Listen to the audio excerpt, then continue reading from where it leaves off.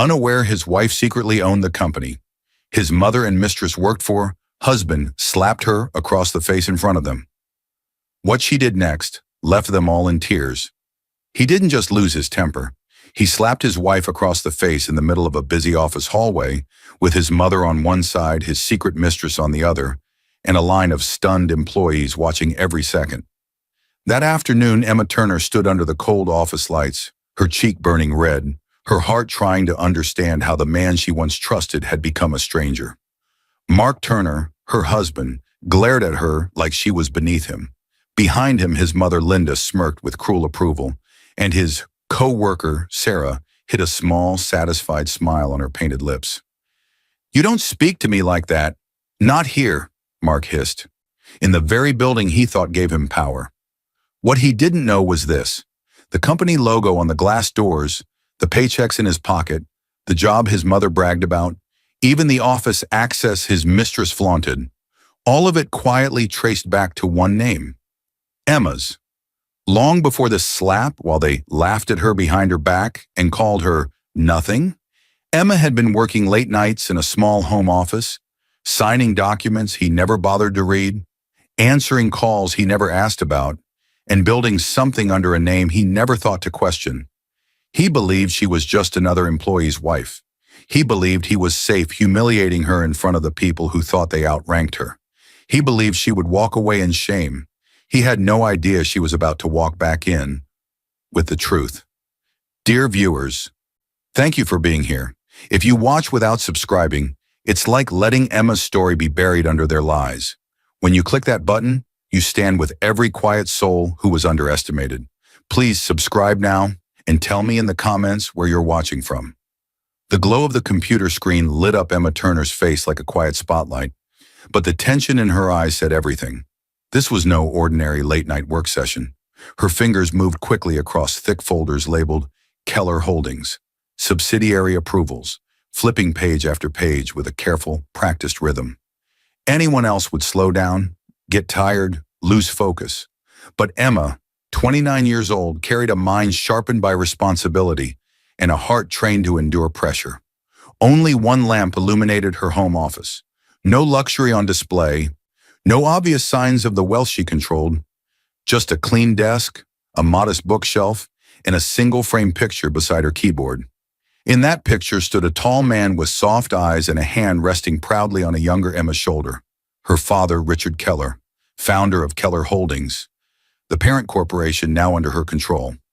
He had passed away 5 years earlier, leaving her everything he built: majority shares, final voting rights, and a sealed letter that named her not just as his heir, but as his chosen successor. Instead of stepping into the spotlight as the heiress of a multi-billion-dollar empire, she chose something else. She chose the shadows. On paper, in the subsidiary where her husband Mark worked, Emma was just a strategic consultant whose name barely appeared outside internal emails and legal documents. Only the board and a handful of senior executives knew that the quiet consultant behind the scenes was actually the majority owner of Keller Holdings and, through it, of more than a dozen subsidiaries, including Mark's company. She never wanted Mark to marry her because of family money. She wanted love. She wanted truth. She wanted someone who would choose her without knowing the size of her inheritance. That was why she lived in a modest house instead of the penthouse she could easily afford. That was why she used her consulting fees, not her inheritance, to pay the mortgage. That was why she never told anyone that the distant investors everyone talked about weren't distant at all. They were her. Her father had prepared her for that decision long before he passed. A memory cut through the silence like a beam of light. Emma, at 15, sitting beside him in this very room, watching him close a deal over speakerphone. The call ended, and he leaned back, studying her with a thoughtful smile. "If you ever lead people," he said softly, "lead from the shadows first. See how they act when they think you're no one." Back then, she didn't understand. But after Richard Keller's sudden heart attack, those words became her guide. Staying anonymous wasn't fear.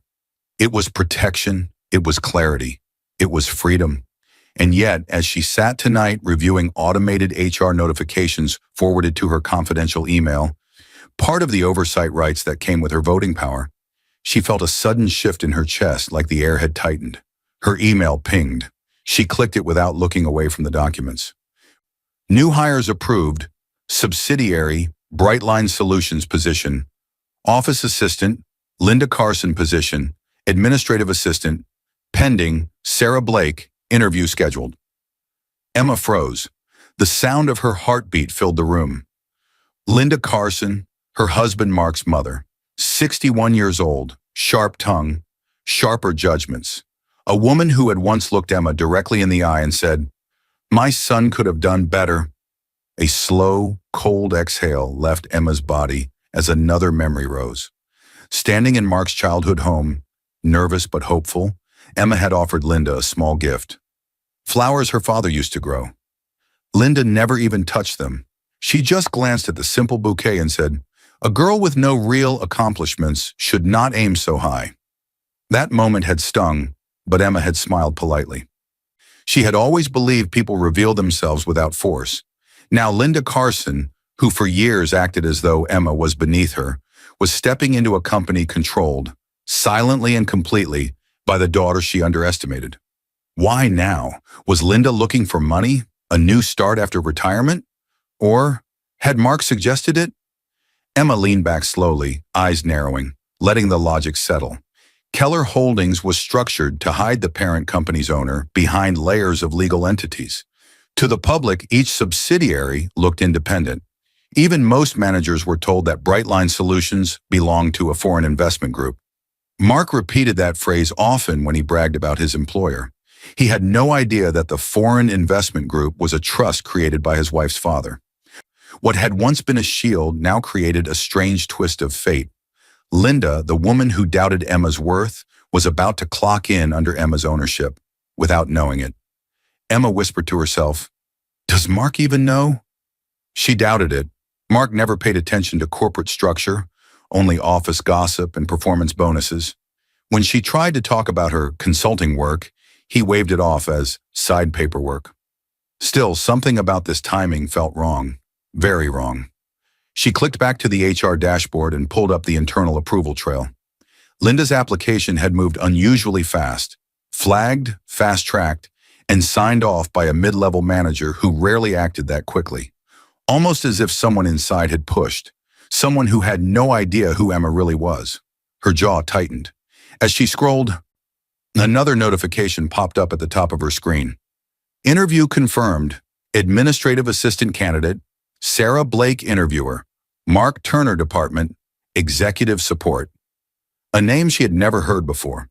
But Mark had mentioned a new friend from work last week, a woman who was ambitious and a fast learner. A faint unease crawled up Emma's spine.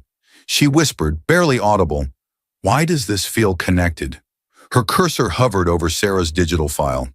Little did she know. The sound hit her first, Mark slamming the front door before the sun had even risen. It wasn't the usual heavy close of someone in a hurry. It was sharp, impatient, edged with frustration. Emma Turner flinched at the noise, her body reacting before her mind caught up. She stepped into the hallway just in time to see her husband of 5 years, Mark Turner, 32, rushing out in a suit far too polished for an ordinary weekday. His tie was perfectly knotted, his hair immaculately styled, his cologne, stronger than usual, hung in the air long after he disappeared. Intensity filled the silence he left behind. Emma stood frozen. For the past month, Mark had been leaving home earlier and earlier, always with a new excuse. Urgent client calls, training sessions, last-minute meetings that strangely never showed up in the company-wide calendar she occasionally saw through her consulting access. But the tension on his face this morning, that wasn't simple work stress. That was something else. The moment his car engine started and faded down the street, she felt her chest tighten the way it did when something deep inside warned her the ground beneath her life was shifting. Slowly, she walked back into the living room, pressing a hand against her still-burning cheek from the emotional slap of his behavior, if not yet the physical one. Her mind drifted, and the memory of a younger Mark came to her like a soft dream, a flashback of their early marriage. Mark carrying her across the threshold of their small apartment, laughing, telling her, "I'll take care of you. You'll never feel alone with me." Another flash. Mark cooking a terrible dinner, but smiling proudly when she praised his effort anyway. Another. Him hugging her from behind in their tiny kitchen, whispering, "You're the best thing that ever happened to me." Those memories were warm, sweet. The reason she stayed patient when things felt off. The reason she tried to understand instead of accuse. But today, there was no warmth behind the door slam. Only distance. Only pressure. Emma sat on the edge of the couch, replaying the night before. Mark had come home late again, shirt slightly wrinkled but smelling faintly of perfume that wasn't hers. When she asked how work was, he answered too fast. Busy. Just tired. He hadn't looked her in the eye. Her rational mind had tried to step in. Maybe a client dinner, maybe a crowded elevator, maybe a colleague leaning in too close. She didn't want to be the wife who built stories from fear. But today, the string of excuses felt less like coincidence and more like a pattern. Mark's changes weren't random. He had recently been given a chance to impress upper management by coordinating with a new administrative assistant who could support him and other executives. That assistant was Sarah Blake. Leaving early gave him time to meet her for coffee before work and arrive together without drawing suspicion. Earlier hours also meant fewer chances for Emma to notice calls, messages, or unexpected detours. He wasn't just busy, he was rearranging his life. Later that morning, Emma remembered she needed the charger Mark kept in his car. He had rushed out so fast he forgot to take his briefcase. It still sat by the door, another sign his mind was somewhere else. She grabbed her keys and stepped outside, still trying to convince herself she was overthinking. When she opened the driver's door, something caught her eye. A napkin, white, folded neatly on the passenger seat. Her stomach tightened. She picked it up. That's when she saw it. A soft red lipstick stain. Not just any red, a deep rose. A shade she had seen 2 days ago on the lips of Sarah Blake, the new administrative assistant Mark had mentioned with unusual enthusiasm. She's really helpful, the kind of person who makes you look good without you asking. Emma had noticed the way he smiled when he talked about her. She had noticed the way he described Sarah's ambition, but pushed the discomfort aside. She didn't want jealousy to speak louder than reason. But this lipstick stain, this was not jealousy. This was evidence. Her hand trembled as she held the napkin. She could almost hear her father's voice again. Watch how people treat you when they think you don't see them. That's when their truth shows. Her heart pounded. She folded the napkin carefully and slipped it into her purse, not as a trophy of pain, but as a fact she could no longer deny. As she did, she noticed something else on the seat. A small plastic badge. A visitor's badge. She picked it up and read the print. Visitor, Keller Holdings, Headquarters. Name Sarah Blake. Access private office level. Escorted. Date. Yesterday. Her blood turned cold. Sarah didn't work for Keller Holdings directly. On paper, she was just a new assistant at Brightline Solutions, the subsidiary.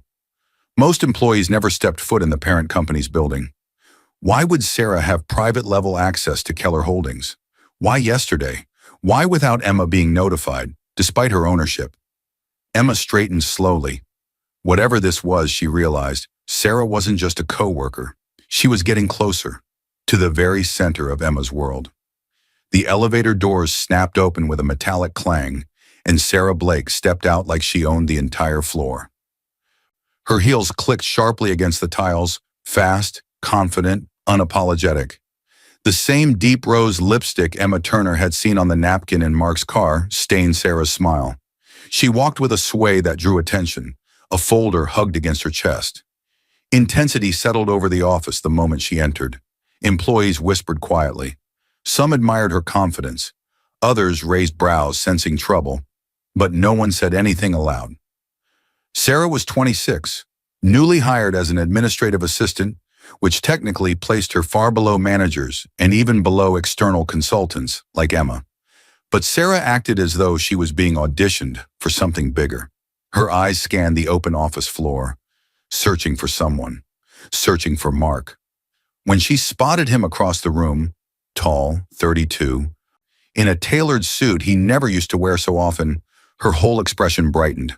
She walked faster, too fast, too familiar. Emma noticed everything from the far end of the hallway. Today wasn't a social visit. It was her scheduled site review day. Once a month, under the cover of her consultant role, Emma visited Brightline to quietly check culture, performance, and any red flags. Mark believed she simply liked to see where he worked. Management knew better. They saw her as the quiet representative of the investors. Now, hidden behind that role, she watched as Sarah approached Mark, brushing her hair behind her ear, drawing attention to her lips and neck. Sarah leaned in, too close for a normal work conversation, and whispered something that made Mark's shoulders shake with quiet laughter. Mark didn't see Emma standing 10 feet away. Not yet. Emma's heart tightened, but she forced herself not to look away. She needed clarity, not just emotion. She needed to understand why Sarah had visitor access to Keller Holdings and why her presence here felt like a performance. A nearby door opened. Linda Carson, Mark's mother, stepped out with a stack of files in her hands. 61, stern, sharp-eyed, she walked with the pride of someone who believed she understood power. Even though her new job was simple, handle office supplies, help in the break room, and assist with basic admin tasks. Linda didn't care about the simplicity of the role. She cared about being in the building, about being close to her son, about watching Emma. Linda saw Emma in the hallway and froze for a split second. Then her expression hardened. She raised her chin a fraction, as if acknowledging someone beneath her. "Emma," she said with a stiff nod. No warmth, no respect. Emma returned a gentle smile. "Good morning, Linda. Settling in okay?" Linda ignored the question and kept walking, as though Emma had interrupted something more important. Linda's attitude wasn't born from nowhere. For years, she had only heard Mark's version of their marriage. He told her Emma was unambitious, financially dependent, and content to do light consulting for pocket money. He never mentioned her late nights, her quiet work, or her inheritance. He needed Linda to believe he was the strong, successful one. So he painted Emma as someone who needed him to survive. That lie shaped every look Linda gave her daughter-in-law. From the corner of her eye, Emma saw Sarah grab 2 coffees from the machine and walk toward Linda with almost theatrical sweetness. "Ms. Carson," Sarah said lightly, handing her a cup. "Mark told me you'd love this. Extra sweet, right?" Linda's face softened immediately. She loved being associated with anything that made Mark look important. "Thank you, dear," she replied, almost warm. Sarah leaned in closer, too close for a casual chat, and whispered something. Linda chuckled. Low, disrespectful. Emma stepped a little closer, staying half hidden behind a divider. From here, she could hear them clearly without being seen. Sarah's voice slipped through the space like poison. "He told me she'd never leave him," Sarah murmured, "because she has nothing." Linda's laughter sharpened. "That girl is lucky my son even married her." Emma felt those words like thin blades across her chest, but she stayed silent. She didn't flinch. She watched. Why did they think she had nothing? Why would Mark, who knew her childhood, her father, her grief, create that story? Sarah continued, her tone silky. "He says she's too plain, not ambitious. He needs someone who can keep up with him." Linda nodded approvingly. "Someone like you." There it was. Not just betrayal, a planned replacement. Emma stepped back before they could see her. Her eyes were calm, her breath steady, her heart bruised but not broken.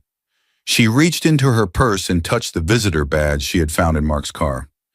How did Sarah get private access to Keller Holdings? Why was an assistant, hired barely weeks ago, already networking at the parent company level, without Emma's knowledge, yet still inside her empire? Something deeper was happening, something planned, something using her own company against her. Emma slipped the badge back into her purse and walked away from the hallway. "If this is how they act when they think I'm no one," she whispered to herself, "I need to see what they do when they think I'm not watching." The office was supposed to be empty. That was why the sudden burst of laughter hit Emma Turner like a slap long before the real one ever would. It wasn't just any laughter. It was Mark's, deep, familiar, intimate, and it was followed by a softer sound she recognized instantly. Sarah Blake. Emma's hands froze over the stack of internal reports she'd been reviewing. She had stayed late intentionally, using her consultant clearance to access the building after hours. She wanted to review the digital logs showing who had been given visitor access to Keller Holdings, especially Sarah. She thought she was alone, thought she had hours of quiet, but that laughter cut through the silence like a warning she didn't want to hear. Her pulse raced, her breath shortened, her stomach twisted. Intensity flooded her body. She stood slowly, careful not to make a sound, and walked toward the hallway. At night, the building felt different. Long shadows, dim emergency lights, the low hum of air conditioning. Every small noise echoed. The laughter grew louder. She followed it to a glass door leading to one of the confidential meeting rooms, a space normally used for high-level discussions and, according to the small plaque on the wall, monitored for security reasons. For quality and security, this room is under audio and video surveillance, a fact most employees ignored. The door wasn't fully closed. Through the narrow gap, she saw movement. Mark, Sarah. Her heart dropped before her mind could form words. Mark Turner, her husband of 5 years, the man who once whispered that he hated liars, had his hand on Sarah's waist. Sarah leaned into him, smiling up at him like he belonged to her, not to the woman standing hidden in the hallway. The sight hit Emma with such force she had to grip the wall to steady herself. She didn't push the door open. She didn't storm inside. She didn't announce herself. She watched, silent and shaking. Her mind yanked her backward into memory. A younger Mark on their wedding night, holding her hands and saying, "I hate cheaters, Emma. I'll never be like my father. I swear it." She had believed him. Completely. Now those words felt like poison. Sarah's voice drifted through the gap, cold and impatient. "When are you going to divorce her? She's a nobody. You said you'd handle it." Emma's knees weakened. She pressed a hand over her mouth to keep the sound inside. Panic surged up like cold water, but she stayed still. Then Mark spoke. "Soon," he said. "I just need to make sure she signs the house over first." Silence crashed over Emma. Her husband wasn't just cheating. He wasn't just lying. He was planning to strip her of the one asset he thought she had before discarding her.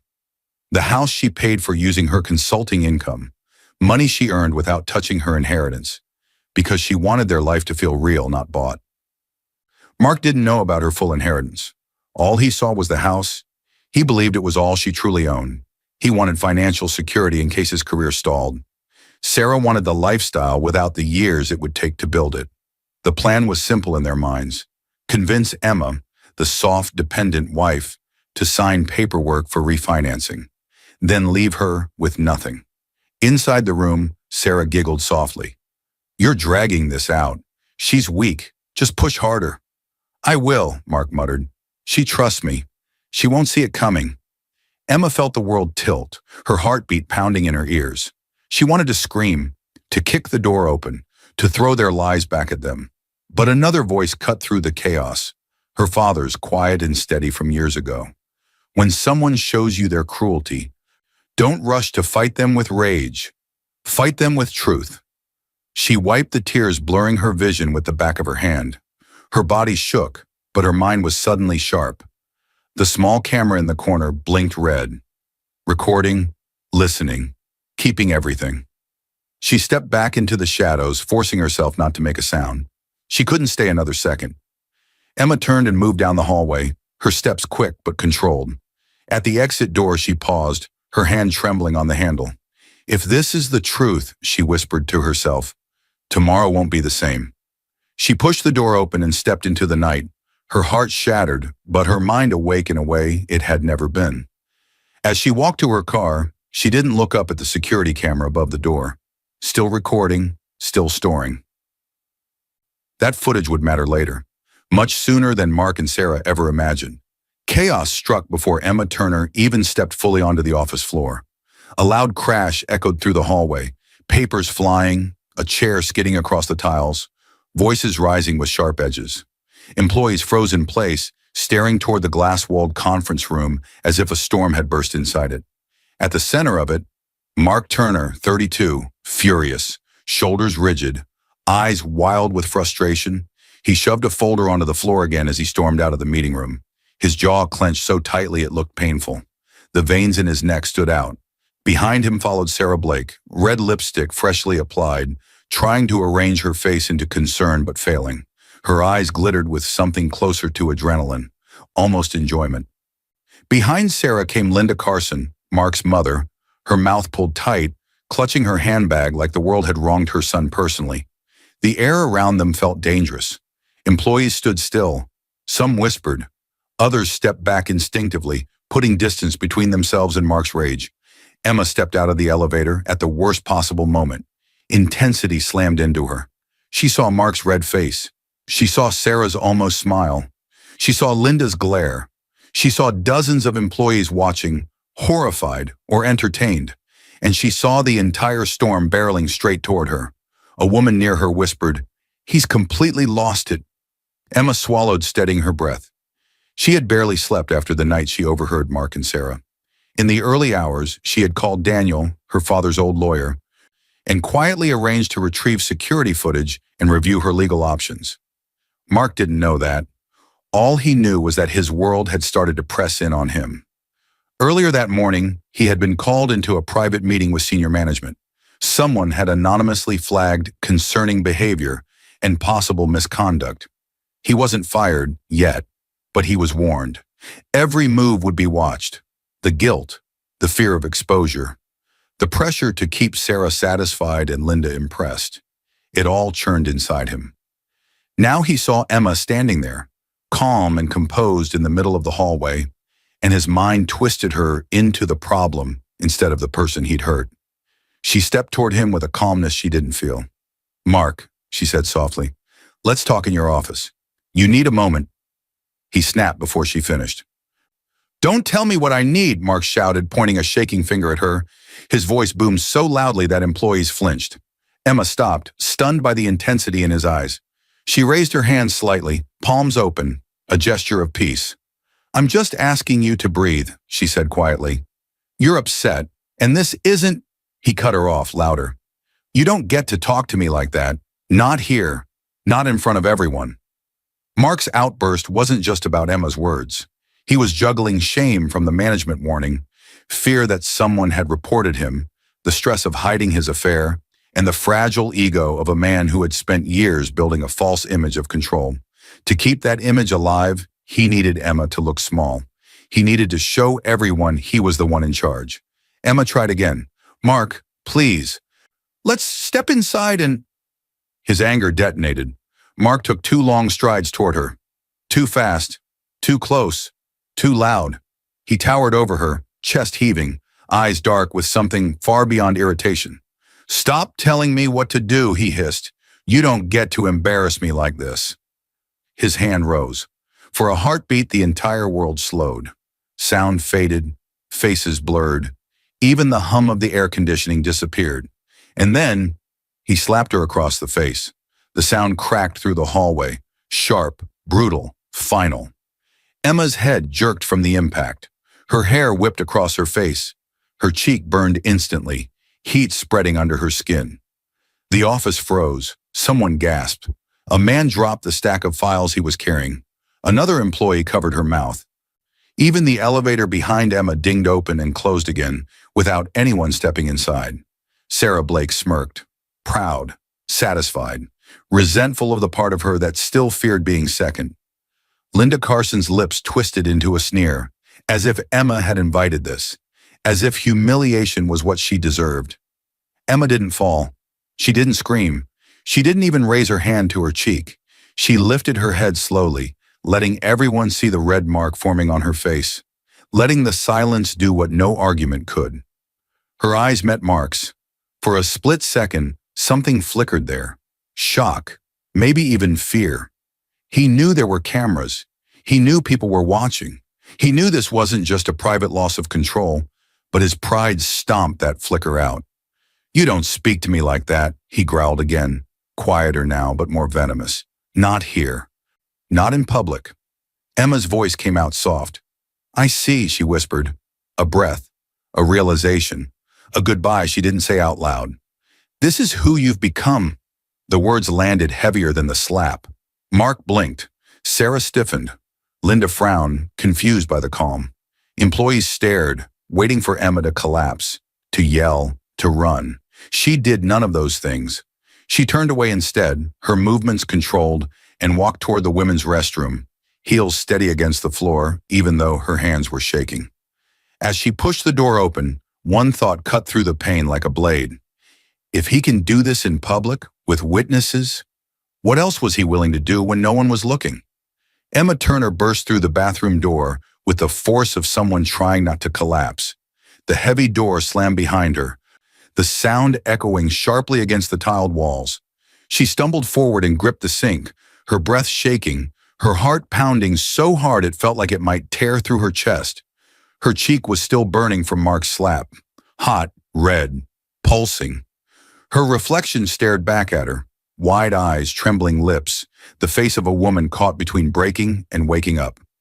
Intensity filled the room. She pushed herself into the far stall, locked it quickly, and pressed her back against the cold metal door. Her breath hitched. A small sob escaped before she could stop it. Not loud, not dramatic, just raw, broken sound. She covered her mouth with both hands, forcing the next sob back down. Tears spilled anyway. She sank slowly onto the toilet seat, knees weak, head dropping forward. Alone, humiliated, wounded. The burn on her cheek was nothing compared to the fire spreading through her chest. She had been slapped, not in private, not in a moment of regret, but in front of his mother, his mistress, and an entire floor of employees. A public declaration of disrespect. Her thoughts crashed into each other. Mark was cheating, Mark was lying, Mark was planning to take their home, and now Mark was willing to hurt her in front of witnesses. The betrayal wasn't just emotional anymore. It was violent, strategic, escalating. Her mind replayed the night in the private meeting room, the one that had split her world open.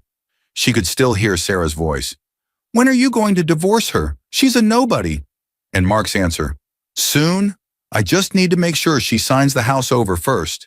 Her chest tightened so hard it hurt to breathe. It wasn't a misunderstanding. It wasn't a moment of weakness. It was a plan. Emma hadn't come to the bathroom because she was weak. She needed privacy. She needed control. She needed somewhere she could break safely before she rebuilt herself. If she confronted him now, bleeding anger, trembling, crying, he'd twist it.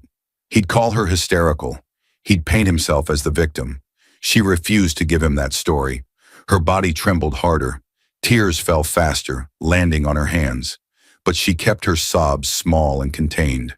She refused to let the world outside hear her crumble. Slowly, a different memory surfaced through the panic. Soft, steady, like a hand reaching through chaos. Her father. She was 10, sitting on the porch steps, crying after a group of kids at school mocked her for being weird and quiet. Richard Keller had knelt in front of her, wiped her tears and said, "When people are cruel, don't waste your strength trying to scream them into kindness. Use your strength to protect yourself with truth." Another flash. Him in the office, teaching her how to read contracts. Another. Him reminding her, "You'll be powerful one day, Emma, not because you shout, but because you see clearly." The tears slowed. Her breathing steadied. Her fingers stopped shaking. Silence filled the stall, not heavy, but grounding. Emma wiped her face with her sleeve, carefully drying her cheeks. She lifted her head. The pain in her chest didn't vanish, but it found edges, shape, direction. She placed her palm gently against her burning cheek, studying the sting. Not just as hurt, but as evidence. Her father's voice echoed again, more clearly now. "Fight with truth." A quiet shift settled into her bones. Not loud, not explosive, but strong. Her face hardened, not with rage, but with purpose. She unlocked the stall and walked to the sink. She washed her hands, splashed cool water over her face, watched the red mark on her cheek in the mirror, seeing it now as both wound and witness. Then she reached into her bag and pulled out her phone. Her fingers were steady.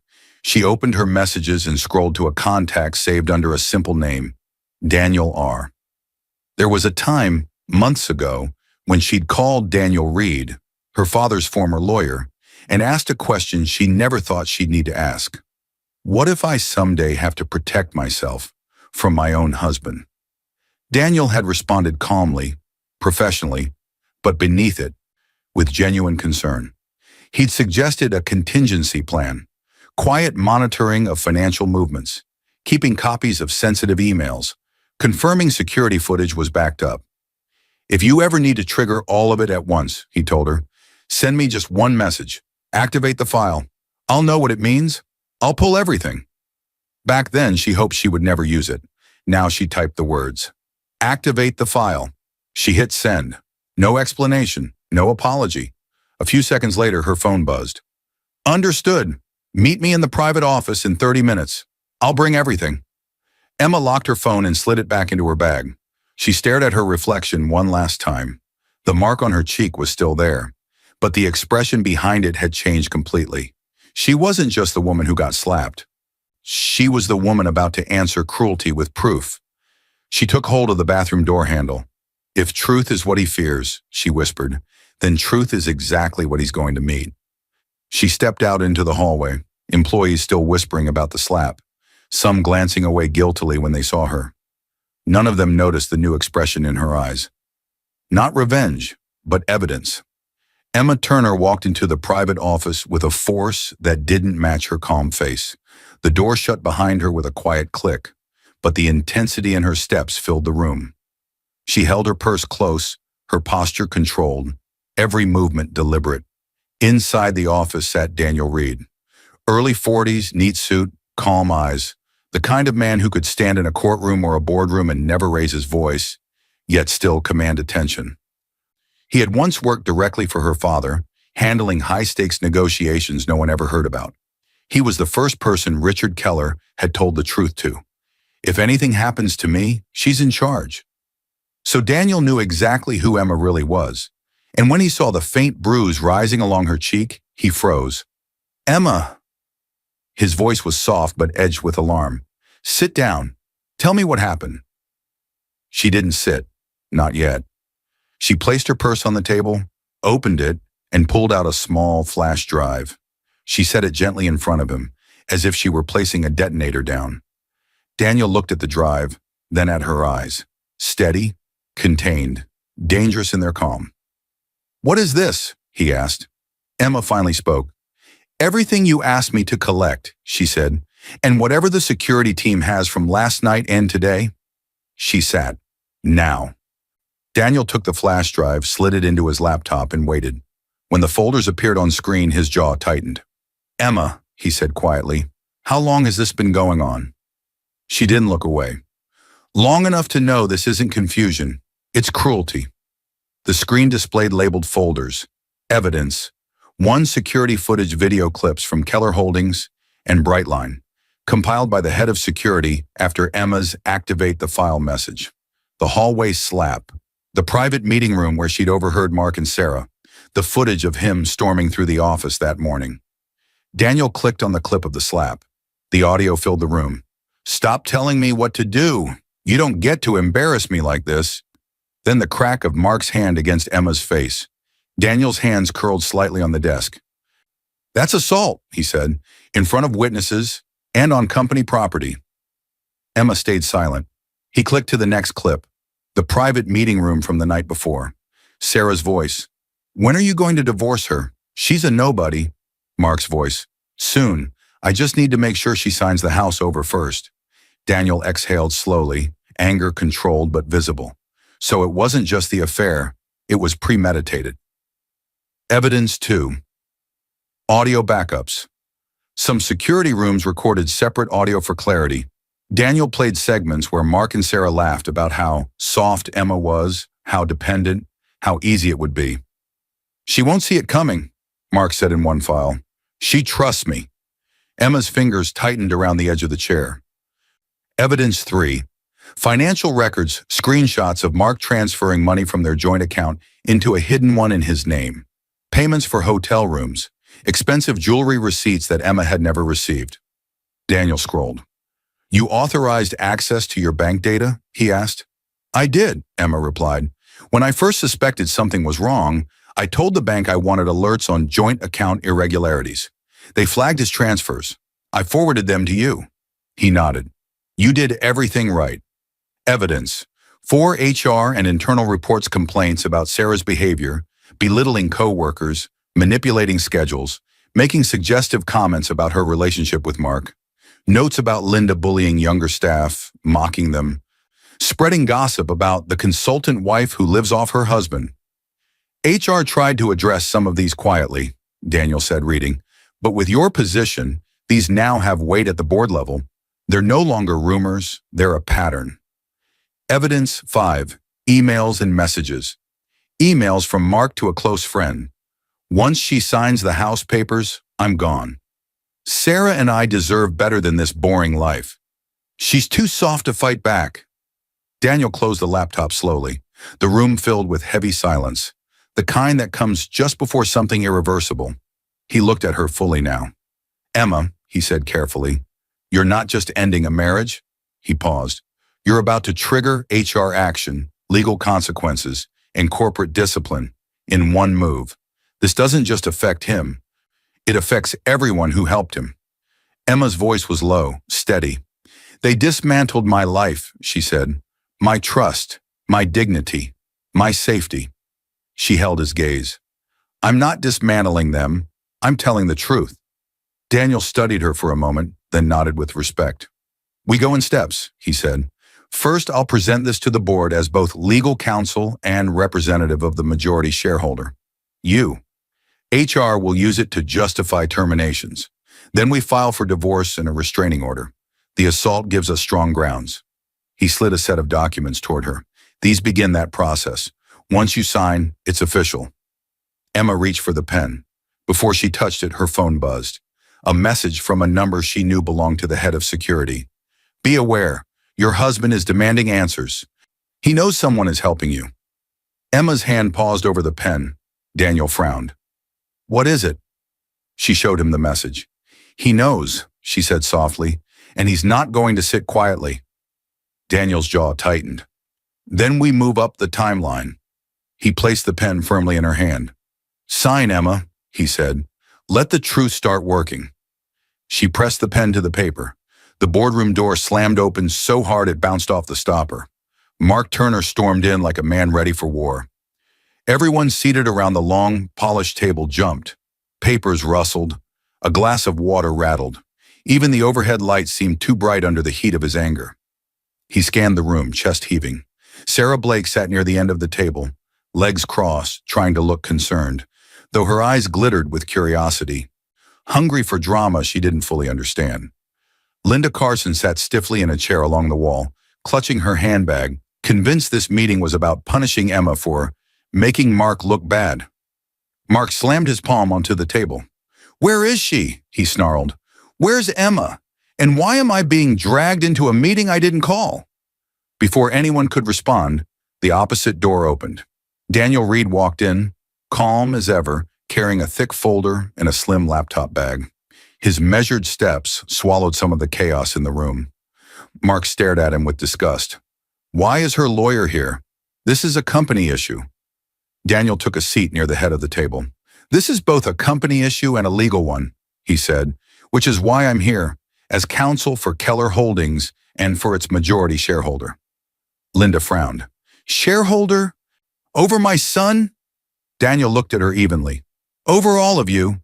The air tightened. Then the board members entered. 5 senior executives, faces serious, eyes sharp. They nodded to Daniel and took their places. Not one of them acknowledged Mark, Sarah, or Linda. Mark's face flushed. What the hell is going on? No one answered, until the door opened one last time. Emma Turner walked in. No trembling, no tears, no visible anger. Her cheeks still showed the faint yellowing trace of the bruise from his slap. But her eyes were different now, cool, focused, awake. The board members nodded to her respectfully. Mark stood abruptly. Why is she here? Daniel answered. Because she called this meeting.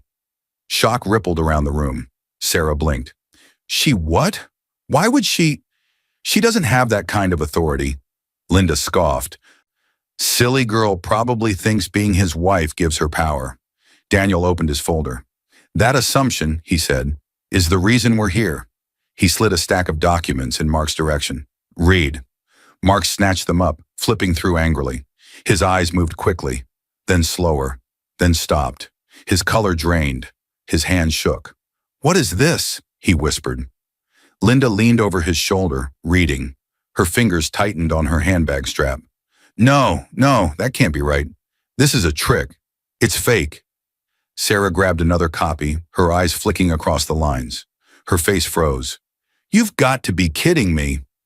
The documents were simple. Ownership records, trust documents, board resolutions. All saying one thing. Emma Turner was the majority shareholder of Keller Holdings, with controlling interest and final decision power over its subsidiaries, including this company. She wasn't just a consultant. She wasn't nobody. She was their employer. The room went dead quiet. Emma stepped forward, her voice soft but edged with steel.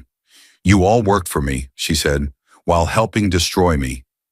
Linda shook her head, eyes wide. "Why didn't you tell us?" Emma met her gaze. "Because I wanted to see how you acted when you thought I had nothing." Sarah stood up abruptly, chair scraping. "This doesn't mean anything.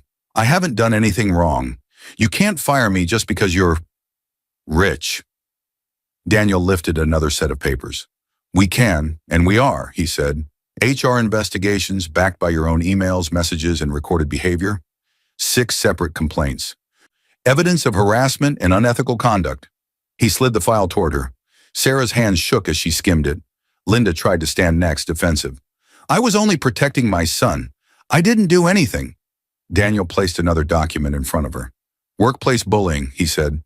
"Multiple witnesses, intimidation, disruptive gossip, all in violation of company policy. Under standard conditions, that alone would be grounds for termination. Under these," he nodded toward Emma, "it's non-negotiable." Then he turned to Mark. "And you." Mark swallowed hard. His voice came out weak. "Emma, please. Don't do this. We can fix this. We can talk. I lost my temper." Emma's eyes didn't soften. "You slapped me in front of 16 employees," she said quietly. "You cheated on me. You tried to take my home. You called me nothing." She turned to the board. "As majority shareholder, I support the following actions." Daniel read them aloud. "Effective immediately. Sarah Blake, employment terminated for misconduct. Linda Carson, employment terminated for repeated violations of workplace standards. Mark Turner, suspended pending legal investigation and permanently barred from leadership roles." Gasps spilled in from the hallway, where employees gathered just out of sight. Mark sank into his chair, shoulders collapsing. "Emma, I'm begging you, don't end my career." She didn't look at him. Instead, she reached into her bag and pulled out a sealed envelope. She slid it across the table.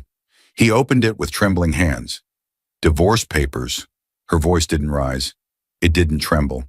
"This," Emma said, "is just the legal side of the truth." She turned and walked toward the door. Her phone buzzed in her hand. She glanced down at the message. From Daniel's paralegal, time-stamped minutes ago.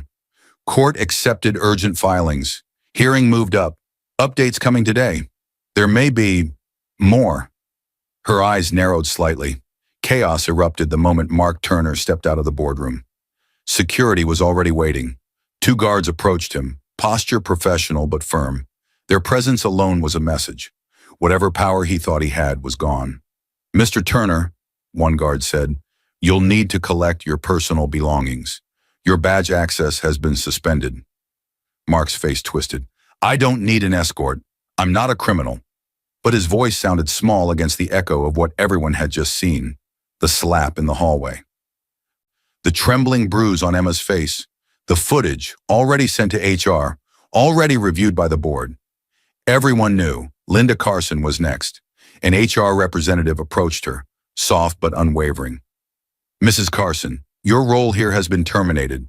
Your access is revoked. We'll escort you to retrieve your things." Linda's eyes filled with panic. "You can't fire me," she snapped. "I'm his mother. You can't just—" The HR rep handed her a printed document summarizing the complaints and policy violations. Linda's hands shook as she read. Her voice cracked. "She did this. That ungrateful girl did this." But no one answered her. Employees watched quietly. Some looked away, uncomfortable. Others stood still, absorbing the consequences of behavior they'd once thought untouchable. Sarah Blake stormed out of the boardroom next, her mascara smudged, her expression a mix of fury and disbelief. "This is insane," she hissed. "I didn't do anything that doesn't happen in every office." No one agreed out loud. She hurried to catch up with Mark. "Mark, baby, listen," she said, grabbing his arm. "We can fix this. You can talk to her. Tell her you were stressed. She still loves you, right? We can—" Mark jerked his arm away. "They fired me, Sarah," he shouted. "They fired my mother. You said she was nothing. You said this would be easy." Sarah's face hardened in a heartbeat. The desperation vanished, replaced by cold calculation. "Don't blame me because you were stupid enough to get caught," she said quietly. "You're the one who hit her in front of a camera." He stared at her, stunned. "You said you were with me," he whispered. She smoothed her hair and shrugged. "I'm with whoever isn't ruined." And just like that, she turned and walked toward the elevator. It was the last time he saw her in that building. Over the next several weeks, Mark's life unraveled fast. First, Brightline made his termination official. The internal story, assault, misconduct, and ethical breaches, moved quietly through the corporate network. Officially, no one was supposed to discuss it. Unofficially, recruiters and executives talked. No one wanted to take the risk. Potential employers stopped returning his calls. LinkedIn messages went unread. HR departments flagged his name in red. His hidden account, the one he'd been quietly filling with money from the joint account, was discovered and cataloged in the divorce filings. Legal fees began to pile up. His mother, who had once praised him as the successful son, now called only to cry or to blame him. "You lost us everything," she said more than once. Sarah didn't answer his messages. He saw her in a photo weeks later, tagged at a rooftop event beside a senior executive from another firm. She looked fine. Better than fine. Life moved on without him. Sleep deserted him. His reflection grew hollow. Dark circles, unshaven jaw, eyes that flinched at every sound. He began to understand what Emma had meant when she said he'd chosen to break himself when he chose to break her. One evening, unable to bear the silence of his temporary apartment, he found himself standing in front of the house he'd once tried to steal. Emma's house. The porch light was on. The garden she'd tended in small, quiet moments looked peaceful. He stood there for a long time before he knocked. When the door opened, Emma didn't look surprised. She had expected something like this sooner or later. She didn't speak first. "Emma," Mark's voice cracked. Please talk to me." She said nothing. He took a shaky step closer. "I'm begging you. I'm nothing without you." Her eyes softened, not with love, but with grief for the man he used to be. "You proved that," she said, "when you built your whole identity on using me." He flinched. "I was stupid," he said.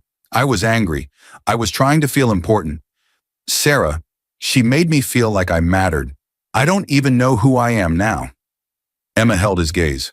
"Mark," she said quietly, "you had every chance to choose who you wanted to be. You chose this." He reached out, hands shaking, as if to touch her arm. She stepped back. "Please," he whispered, "I'll apologize publicly. I'll tell them it was a mistake. No," she said, her voice soft but final. "You weren't confused. You were cruel. You planned to break me. You don't get to ask me to save you from the consequences." His knees wobbled. A tear slipped down his face. "Don't leave me like this." Emma took a slow breath and gently closed the door. Through the narrowing gap, she said only 2 words. "Get a lawyer." The door clicked shut. Silence. Her phone vibrated in her pocket. A message from Daniel. "Hearing moved up to tomorrow. He's unstable. Be careful at work." She looked at the closed door. The moment Emma Turner stepped into the company atrium the next morning, she felt it. Intensity. Security guards stood near the front desk, not tense but alert. Employees clustered in small groups, whispering urgently. Notifications pinged across phones as a new internal announcement went live. On the large screens in the lobby, the company's blue and white template framed a statement from Keller Holdings.